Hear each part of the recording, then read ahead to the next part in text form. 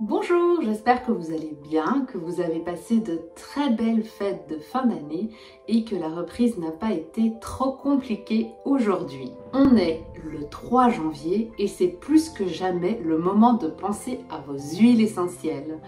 Pourquoi? Parce qu'après toutes ces fêtes, Nouvel An, Noël, réveillons multiples, on est un peu fatigué. Et donc le pin et l'épinette seront vos précieux alliés pour aller booster vos surrénales et vous donner un petit peu d'énergie supplémentaire pendant cette période où on se sent un peu à plat.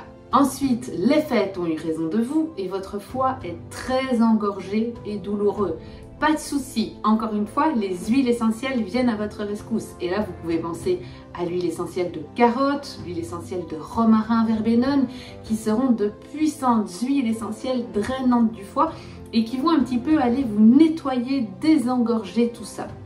Et pour terminer, une détox s'impose après tous ces repas copieux cumulés et tous ces chocolats avalés.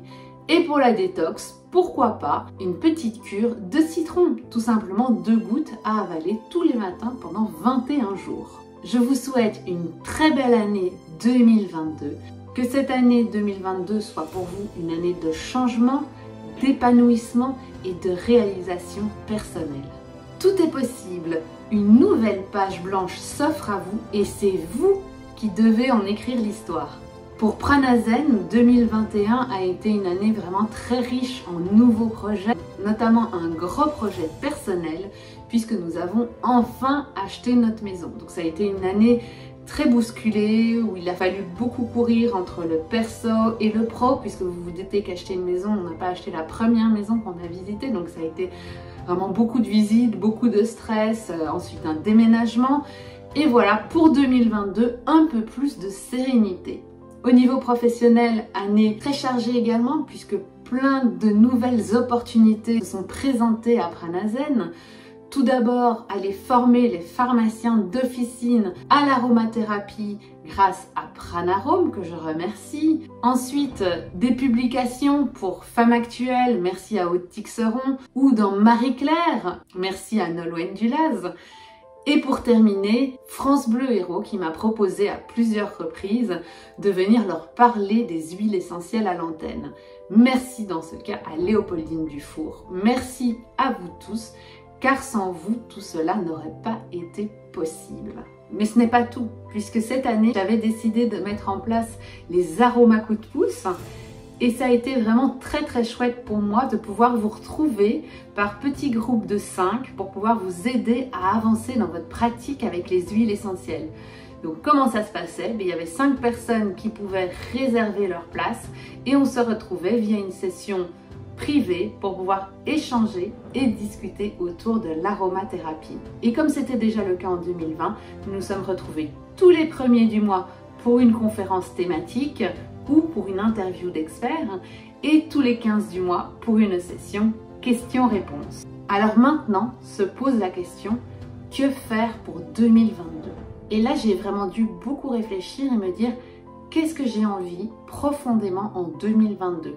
Qu'est-ce qui me ferait maintenant vibrer? De quoi est-ce que j'ai envie?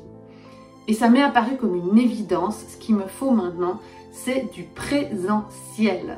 J'en ai marre de ne pouvoir rencontrer personne depuis 2 ans, j'en ai marre de devoir discuter avec vous par écran interposé et donc je veux absolument venir à votre rencontre.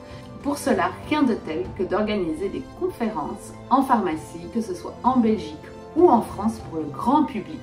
Et donc voilà ma mission pour 2022, organisation de ces conférences afin de pouvoir vous rencontrer en direct.